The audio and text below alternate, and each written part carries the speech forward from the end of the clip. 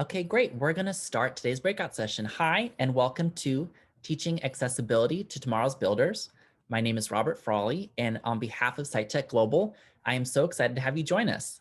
In today's 30-minute session hosted by Teach Access, you'll hear from Ossama Ali, Teach Access Study Away 2019 alum, Zach Bohenick, product designer at FordX, and also a Study Away alum 2019, Kate Sonka, Executive Director at Teach Access and Assistant Director of Academic Technology at Michigan State, and Larry Goldberg, co-founder of Teach Access and Head of Accessibility at Verizon Media. Before we begin today's session, just a couple housekeeping items. The session is being recorded and will be available post-event. If we have time at the end, we will use the raise your hand feature and call upon attendees to ask their questions. For screen reader users, the keyboard shortcuts to raise your hand and lower your hand are Option Y on Mac and Alt Y on PC. Throughout today's breakout session, you can use the Q&A box to put in your questions, and if we aren't able to get to them, we will answer them post-event in an email to you. And with that being said, please take it away, Kate. Thanks, Robert. Welcome, everybody. Excuse me. My name, again, is Kate Sonka. I'm the Executive Director of Teach Access. I am a woman, white woman with medium length brown hair. I'm sitting in my office, home office. I have some artwork behind me and the wall is gray. It's a little bit dark, but you know, that's Michigan in the winter. And I'm joined by Larry. Hi, I'm Larry Goldberg. I am a white male with a white beard, salt and pepper hair, sitting in a sun-filled living room in a suburb just outside of Boston. Hey, I'm Ossama. I'm a South Asian. I have glasses on. My hair is a little bit longer than I would like. I'm in my bedroom with a lot of artificial light. I'm Zach. I'm a white male. I have round glasses on. I'm in my office right now. I have some books behind me and a painting and natural light. I'm in Clawson, Michigan. Thanks. So just to give you all a sense of what we're going to talk about today, really quickly, I'll ask Larry to introduce what is Teach Access in a few minutes. And then I'll talk through one of our programs, the Study Away. And then very specifically, I'll be asking Zach and Ossama a few questions about their experience when they were students and participated in the Study Away. And like Robert mentioned, if we have a few minutes remaining at the end, we'll be happy to take questions, so feel free to ask those throughout. I'll keep an eye on that and we'll try to get to those. So with that said, Larry, can you in a couple minutes, I should say, give us a sense of what is Teach Access, where did it come from, what's the mission, etc. Thanks, Kate. Yeah, the really interesting thing that's emerged over the past day and a half at SciTech Global is that one of the greatest barriers to accessibility of technology is the lack of education and awareness. And a coalition of universities and corporations and advocates for people with disabilities came together about 3 years ago and realized too many of our new hires at big companies like mine, Verizon Media, and other ones at Facebook and Google and Microsoft and so many other large companies realized that our new hires just didn't come into our institutions well-versed in the issues around accessible design and development. And in thinking about this, we thought our best leverage for trying to repair that problem is to go to higher ed and see if we can get some partners in the world of universities to begin teaching accessible design development in some mainstream, perhaps required courses across computer science, web design development, human-computer interaction, user experience research. We needed to reach out to the next generation of designers, developers, and creators so that we can systemically and systematically really increase the nature of technology and how it's designed for accessibility right from the get-go. So we began that process, and over the past 3 years, we have gathered together a tremendous coalition. You can see all the people who are involved so far at xraccess.org. I'm sorry, teachaccess.org. You'll hear about XR also. And Teach Access has been going great guns and intends to scale up significantly over the next year and even 5 years with some major planning going forward. Kate can talk to you a little bit more about that. And most importantly, talking to Zach and Ossama, who really are carrying that torch forward, having experienced what Teach Access is trying to do. And we're looking to take what Ossama and Zach have experienced themselves and spread that widely. So thanks, Kate. Thanks, Larry. So, pardon me, just building off of what Larry said, we have a variety of projects that we work on to work towards this goal of introducing accessibility to higher ed students for now, and looking into the future, we're finding ways that we can begin to reach students K-12, and then of course internationally as well.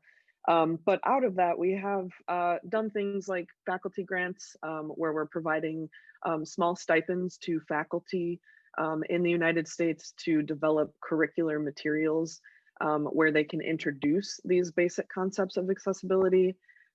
We have some partners working on hiring toolkits. So that's for companies specifically to think about how, when posting a job, are they including language around accessibility to try and attract students with that knowledge. And then one of the big project we're here to talk about today is our study away. And so in concept, this is similar to a study abroad, if you're familiar with that, where students are immersed for some number of days, in this case it's a week, in an experiential learning opportunity where they're really getting hands-on experience, in-person experience with a topic. In this case, the Teach Access Study Away travels to Silicon Valley, out in the Bay Area, of course, and throughout the course of a week, students are visiting different companies each day. Sometimes we're able to fit in 2 companies based on the day. But the idea here is that students are seeing the campuses of these companies, learning what does the accessibility landscape look like, getting to meet the members of this accessibility teams, being able to ask questions about any number of things, hearing from teams about projects they're working on, challenges they're facing, that sort of thing. We have successfully run this program twice. The first one was in 2018. The second one was in 2019, and you'll hear from Zach and Ossama in a minute about their experience. Very unfortunately, we had to cancel 2020 due to ongoing pandemic, the ongoing pandemic. For 2021, we're looking at how can we do this virtually. So it'll look a little bit different, but we're excited about that. In terms of who travels out there, in both years, we usually have around 25 to 30 total students coming from somewhere between 6 to 8 universities and colleges, and those are spread around the country. And then, accompanying faculty. I went out with some students from Michigan State University who were part of our Experience Architecture program, which is the UX program that we have on this campus. And yeah, so with that said, to give you kind of the context around what the program is. Actually, what I should add, so we have these 30 students coming from, like I said, anywhere between 6 to 8 universities. Throughout that week, students were put into small groups with students from other universities. And wherever we could, we tried to engage in some cross-disciplinary work. So for example, students who are maybe UX majors, if they were computer science majors, or we've had students from several different types of backgrounds, we tried to mix that up just to really create some interesting mixtures, give people a chance to learn from each other, and increase their network with peers from other institutions while they're also meeting industry partners. So in those small groups, students were working on projects. So my first question to Zach and Ossama will be if they can describe what the projects were that they worked on throughout the course of the week when they were out there in 2019. So whoever wants to handle it first. I can go first. So our project was our team members each had a family member or a close friend who had Alzheimer's or another form of dementia. So we wanted to address that with our project. We called it Helping Home, and it was a non-intrusive monitoring system using IoT devices and sensors. It was all conceptual, but it was to assist in the caregiving of patients and loved ones with Alzheimer's and dementia. And so with the project, we continued work after as well, which was a great experience working with Google. We got to present at Google with the home team to talk a little bit about the project and the potential with it and stuff. And so that in itself was a great takeaway as well and experience. So. Yeah, my group project was focused on educating designers and developers on the different types of color blindness and how to make their products accessible to people with color blindness and how to pick accessible color palettes. So it was similar to tools like the color contrast analyzer, but we put our own educational spin on it, really trying to educate the designers and developers on how they could build for different types of color blindness. Thank you both. And just to build off of that a bit, do you recall in your groups, I know it was, a year or so ago, the other majors or the other things that people were studying, the other students in your groups?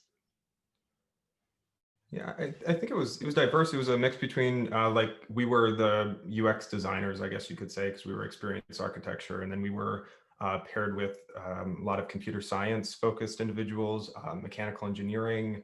I think that was it on my team. Actually, I was thinking it was more diverse than that. I'm sure there were. I felt like there was more variety there, but yeah. Yeah, I think it was pretty similar for me. I was the UX person, and then there were a few majors that were, I think, computer engineering or software engineering, and there might have been another researcher as well. Perfect, thanks. So now kind of expanding it out into the program in general. So we were out there for a week. We were driving around in a van together to all of these companies every day. We did add on a day where we visited San Francisco, so you could spend some time there, where we also visited the San Francisco Lighthouse for the Blind, so you got to interact with some people there. Kind of just thinking about the program in general, the first question I'm interested in asking around that is what was most surprising about just the program in general, your experience? Well, for me, I think what was most surprising was how collaborative everyone is across, Teach Access seemed as like a catalyst to bring everybody together, but in the broader sense, you see in this discipline of accessibility, everybody, like their hearts and minds are all devoted to the same cause. And seeing that where you think of Google and you think of Facebook and you're thinking about like the next product that they're announcing and stuff, and then you get to see this side of accessibility focus, and you see everybody knows everybody, everybody's collaborating across this goal. So that was the most surprising thing for me, and it was rewarding as well. Yeah, I'm with Zach and saying I was kind of surprised in how collaborative everything was. It was also really nice to see how many different types of majors and like roles there are available for people in accessibility. So there's many types, like there's designers, researchers, developers. They all have a very major part or role in developing and building accessible environments. So I think that was really neat to see. That's great. What were you most excited about? Maybe even before going out, and then once you were out there, after you're out there, did it change what you were most excited about? I'm gonna let Ossama go first. I guess in general, before we went out, it was very exciting to know that we were able to visit companies like Apple, Google, Verizon. You always hear about these companies, but you don't really know what exactly their culture is and what goes on behind closed doors. So being able to get the inside look was very exciting. Once I got there, I was even more excited about being able to network with the people that I work over there, be able to ask some like questions I had about accessibility. Like Zach said, they're very open to discussing accessibility, and it was very nice to see how how much do they want to impart their knowledge on you, and how much they want to make you feel like it's an open environment. So that was very exciting. It didn't seem like it was too overwhelming at all. Everyone was very open, and yeah, it was overall like a great time. Yeah, I agree 100%. Seeing, like for me, seeing Apple, seeing Verizon, seeing Google, it was Walmart, LinkedIn. I mean, that was incredible. That was just you see this, you think of them as like a fairy tale land, Silicon Valley, especially being in the Midwest in Michigan. And then you get to see it in person, and you think, wow, okay, I could actually contribute to this. What these companies and the types of things that they're working on. So that was most exciting for me, for sure. Perfect. What was your favorite thing? If we haven't already gotten to that through some of the things you were saying, what was your favorite part about the experience? Yeah, go ahead. Well, I guess one thing that really stood out to me that I think was like a good way to look at the whole program was just that this program was like the first introduction to a lot of students for accessibility. So being able to show them the opportunities that were available is very important, I think. And then, as I mentioned, there's a lot of different roles that people can do with accessibility in those companies, like researchers, developers, and designers. And a lot of times students may not know exactly what they want to do after graduation, and just giving them this insight on showing the roles available to them and how they can have an impact on different teams like Apple, Verizon, and Facebook was very nice. It kind of just gave me an idea of where I could be like impactful at, and it showed me how like different majors can collaborate together to work and make stuff more accessible. For me, I think that my favorite thing was the takeaways after. I mean, I don't think that I could be where I am today without having had this experience. Not just in like my current position, but in my designs and the ability to problem solve and like design thinking accessible, creating accessible solutions as well as making things more usable. It ties into the books I've decided to read, and the network I've created. And so this, just in general, that's probably my favorite thing, is like the aftermath of it, the takeaways and how it's pushed me forward in this direction.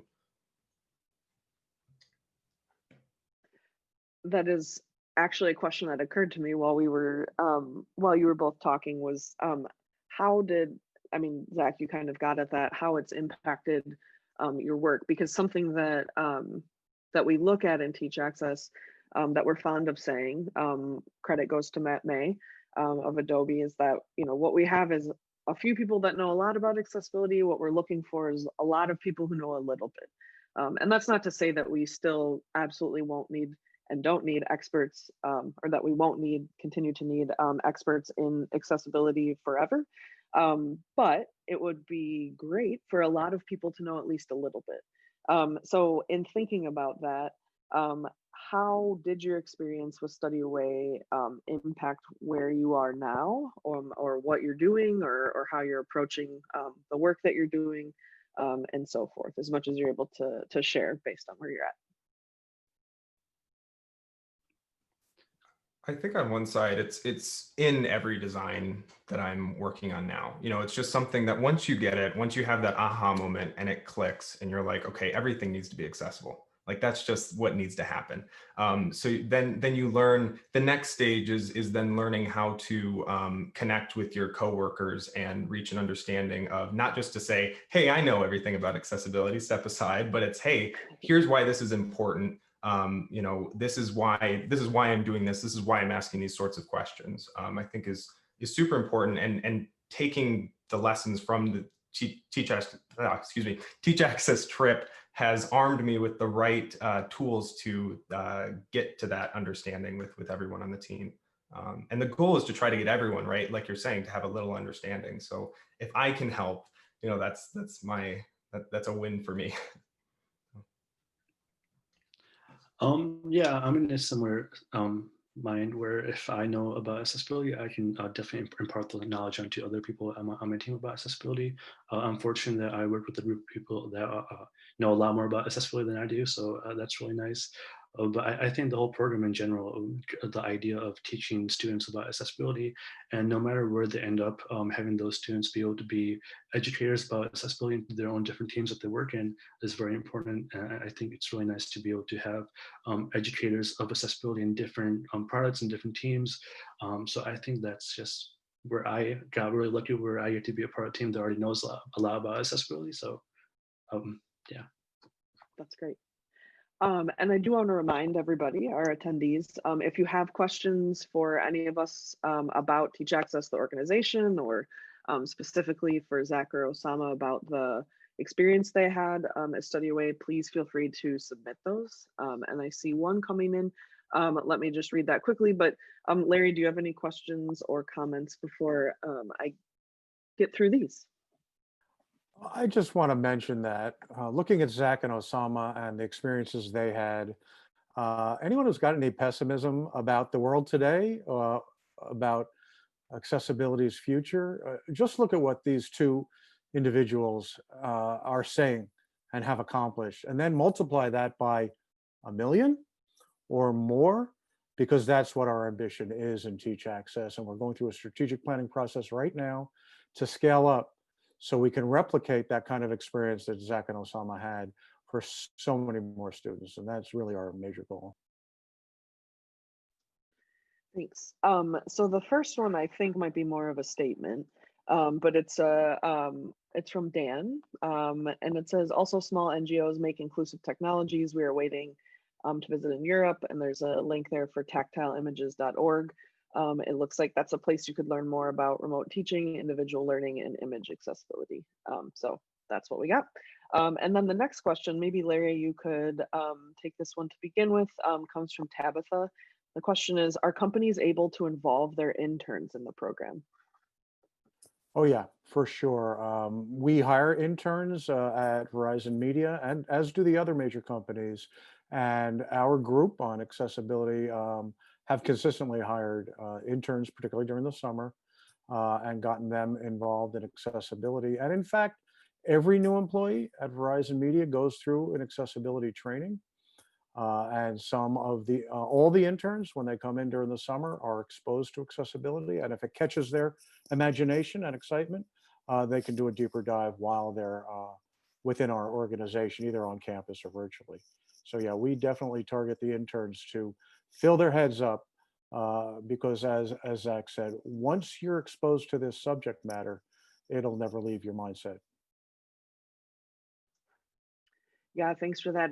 And we have seen students who've been involved in the past, whether through the Study Away program directly, and or who are working with teams who know about Teach Access, come back and want to get involved. So in particular, I'm thinking of one student who was a grad student, and now he's working at Microsoft, and he's become very involved with Teach Access. So we do see that students want to, as they graduate and become, working professionals, are interested in continuing to be connected, which is great.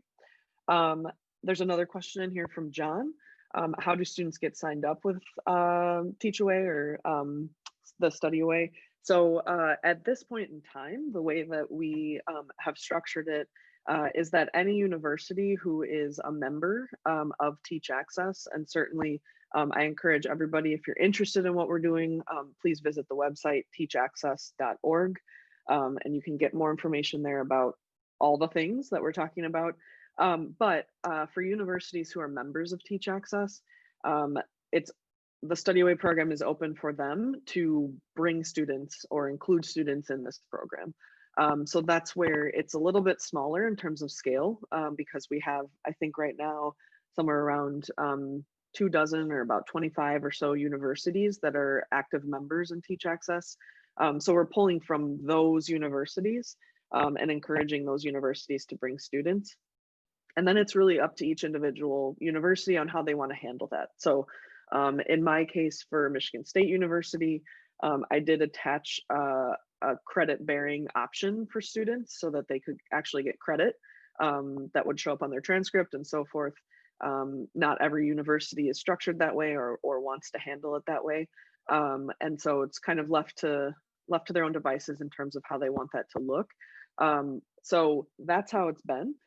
With this new kind of approach for 2021 and going virtual, we're really excited about the idea of scaling it up. So as we mentioned before, it's been limited in that we've had about 30 students, plus the faculty, and then all of the Teach Access members, industry partners. Just from a logistical standpoint, most of the companies can't accommodate a group larger than that in their spaces. But with the virtual option, we're really hoping that all of the member universities are able to encourage as many students as they probably can encourage to participate for this coming spring, because it will be virtual, it will be on Zoom. So obviously we can handle a bit more that way than in person. So And I'd like, yeah, if I could, Kate, just encourage any students who's watching right now.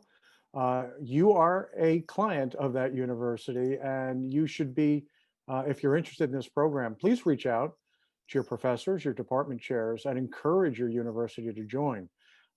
Because as much as we love the direct to student connections, to have the university embed this in their curriculum is the ultimate goal. So we can touch many, many more students if your university is a member of Teach Access.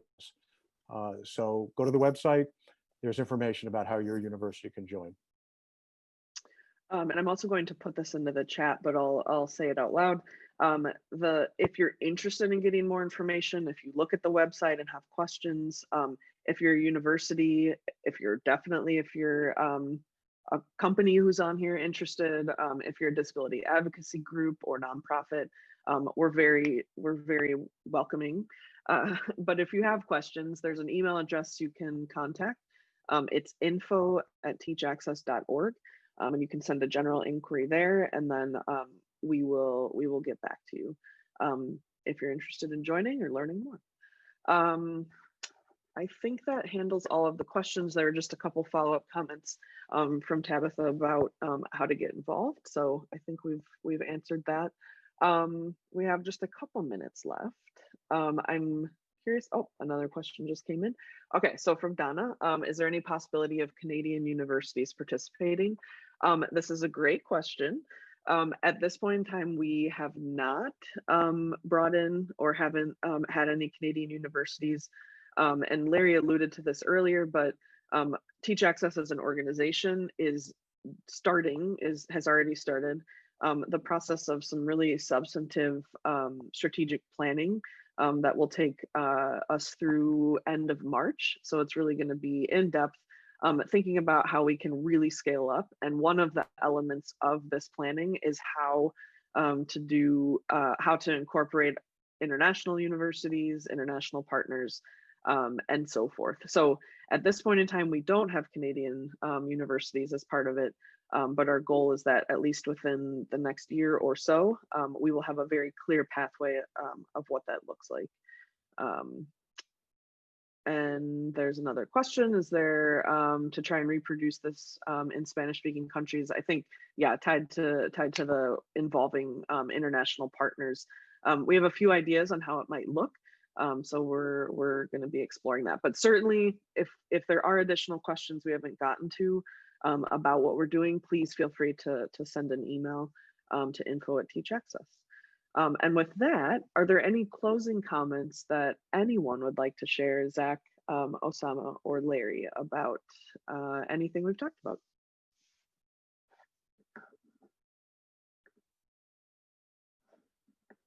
I love hearing from Zach and Ossama, so I'm going to cede my time. I just want to say, like, last year when I went to Teach Access, it was one of the most amazing experiences I've had in college. So if there are any students that are watching this, I would highly encourage you to get involved. And if there's any programs that teach us accessibility, try to learn more about it and try to join them. Yeah, I would mirror that, and I've been talking to a lot of freshmen in college, and I've just been trying to direct them toward Kate at Michigan State, just telling them, hey, learn about this. This was a great experience. So I try to recommend it to as many people as I can, and it's really just the ground floor. I mean, from here you open yourself up to a whole network of amazing people working on some awesome projects. Where Ossama and I had the great invitation from Larry to go down to New York and with XR access. And that was an incredible experience. And we continue to be invited and have the opportunity to join different things. So yeah, it's an incredible experience. Sorry, I had myself on mute trying to answer a few more of these questions here. And if I probably won't be able to get to all of them since we're 1 minute over, but please feel free to send those to info@teachaccess.org. We would be happy to answer those questions for you. But with that said, thank you everybody for joining us. We really appreciate having you here today. It's great to be able to share the work that we're doing, and definitely I'm always happy to hear from Zach and Ossama. So with that said, though, I'm going to turn it back over to Robert so that he can take us out. Great, thanks, Kate. Well, thank you all for attending this session. This is really great and really exciting. I wish when I was back in college I had this. This has been really cool. And just to let you know, this session will be available post-event on demand. It'll be added to our YouTube channel, and we'll also have it on our agenda. So look for that in the next couple of days, and we'll send an email to all of you notifying you when that is live. And with that being said, head back to the main stage session. Just go to sitetechglobal.com/event, and we'll see you next time. Thank you.